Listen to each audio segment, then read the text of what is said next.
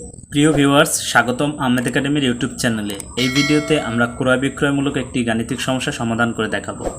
তো গাণিতিক সমস্যাটা এরকম: যদি একটি দ্রব্যের বিক্রয় মূল্যের 15% তার ক্রয় মূল্যের 24%-এর সমান হয় এবং বিক্রয় মূল্যের 10% ক্রয় মূল্যের 15%-এর চেয়ে 10 টাকা বেশি হয়, তবে সমীকরণের সাহায্যে বস্তুটির ক্রয় মূল্য নির্ণয় করো।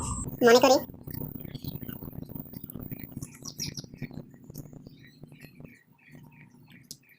বস্তুটির ক্রয় মূল্য সমান x টাকা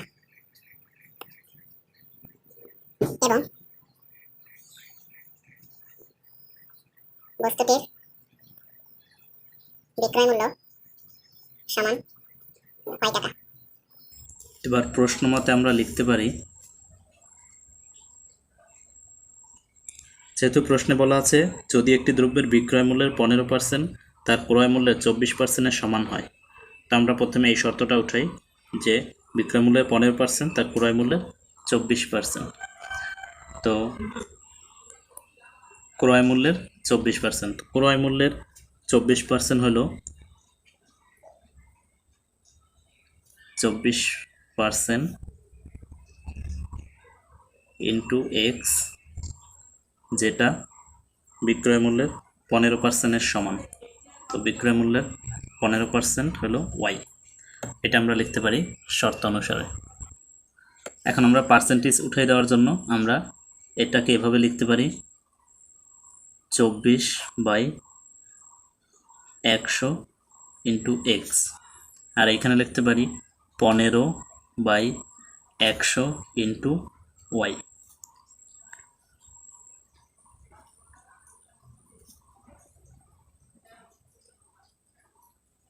বা আমরা উভয় পক্ষে যেহেতু 100 আছে, আমরা এটাকে কাটাকাটি করে দিতে পারি, অথবা আমরা নিয়ম অনুসারে আমরা এভাবে লিখতে পারি 24x/100 এবং 15y/100। আমরা জানি যে সমান চিহ্নের উভয় পক্ষে কোনো কিছু যদি আমরা উঠাই দিতে হয়, তখন সেই সমজাতীয় জিনিস দিয়ে গুণ করতে হয় অথবা ভাগ করতে হয় বা যোগ বিয়োগ করতে হয়। তো আমরা যেহেতু এখানে 100কে আমরা হটাই দিতে হবে, এজন্য আমরা এই 100 দিয়ে উভয় পক্ষে গুণ করব। ভাগে আছে, এজন্য আমরা তার বিপরীতটা গুণ করব। তো সেই নিয়ম অনুসারে এটা কাটাকাটি গেল, এটা অতএব আমরা লিখতে পারি 24x সমান 15y। অতএব সমস্যাটি সহজে সমাধানের জন্য আমরা এইখানে 15টা এই পাশে নিয়ে আসব এবং y সমান আমরা লিখতে পারি তাহলে y সমান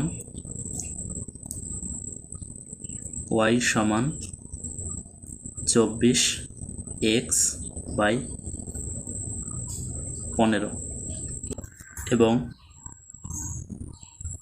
পরে যে শর্তটি বলেছে যে বিক্রয় মূল্যে 10% ক্রয় মূল্যের 15%-এর চেয়ে 10 টাকা বেশি, অর্থাৎ বিক্রয় মূল্যের 10%। তো আমরা বিক্রয় মূল্য ধরছি ওয়াই, অতএব বিক্রয় মূল্যে 10% হলো 10% ওয়াই। আমরা যেভাবে লিখি, আমরা যেহেতু সাধারণত সংখ্যাগুলো আগে লেখা, এই জন্য এইখানে লিখছি। তো আমরা ওয়াই গুণ দিয়ে এইভাবেও লেখা যায়, তো আমরা এইভাবে লিখলাম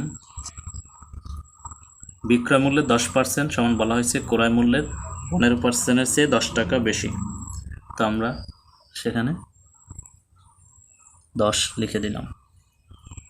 তা এখন আমরা এই শতকরা চিহ্ন উঠাতে আমরা এভাবে লিখতে পারি 10y/100 15x বাই নিচে লিখতে পারি 100 যোগ 10। এখন 10y/100 এবং এইখানে আমরা যদি লসাগু করে দেই, লসাগু আসে 100 এবং এইখানে আসে 15x।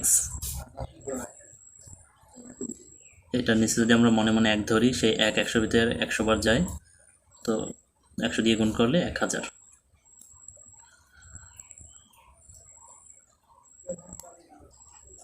তারপর আমরা এই 100কে হটাইতে এইখানে মতো আমরা 100 দ্বারা গুণ করব। তো এবার আর আমি গুণ করে দেখালাম না, যেহেতু আপনারা বুঝতে পারছেন। 10y সমান আমরা লিখতে পারি 15x প্লাস 1000। এটাকে আমরা 2 নং সমীকরণ দিলাম। এবার আমরা সমীকরণ দুটি পেয়ে গেছি। এখন আমরা সমীকরণ দুটি অপনয়ন বা প্রতিস্থাপন যে কোনো একটা পদ্ধতিতে আমরা সমাধান করে দিলেই আমাদের ক্রয় মূল্য এবং বিক্রয় মূল্য বের হয়ে যাবে। যেহেতু আমাদের প্রশ্নে ক্রয় মূল্য চেয়েছে, তাই আমরা শুধু ক্রয় মূল্য অর্থাৎ x এর মান বের করব। তো আমরা সেটা অন্য একটি পেজে দেখাচ্ছি। কিছুক্ষণ আগে আমরা পেয়েছি 24x সমান 15y এবং পেয়েছি, যেটাকে আমরা 1 নম্বর সমীকরণ দিই, এবং 10y সমান 15x প্লাস 1000 2 নং সমীকরণ।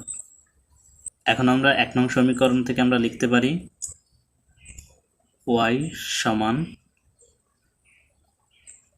24/15x, যেটা আমরা কিছুক্ষণ আগে দেখেছি। তো এবার আমরা এই মানটা আমরা যদি 2 নং সমীকরণে বসাই, তাহলে আমরা লিখতে পারি অতএব y এর মান 2 নং সমীকরণে বসিয়ে পাই। 2 নং সমীকরণটা এরকম দেওয়া আছে 10y সমান 15x প্লাস 1000। তো আমরা y এর জায়গায় মানটা বসাই, 24/15x বসাই এবং এইখানের এটা আমরা লিখে দিই 15x প্লাস 1000। তো আমরা এখন লিখতে পারি 240/15x এবং এইটাকে যদি আমরা এই সাইডে নিয়ে আসি, আমরা একটা লাইন করি বাড়তি 15x প্লাস 1000।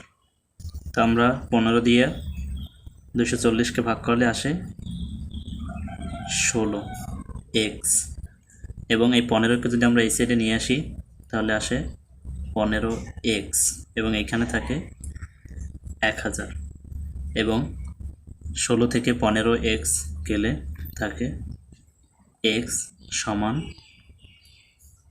1000, অর্থাৎ বস্তুটির ক্রয় মূল্য 1000 টাকা। অতএব বস্তুটির ক্রয় মূল্য 1000 টাকা।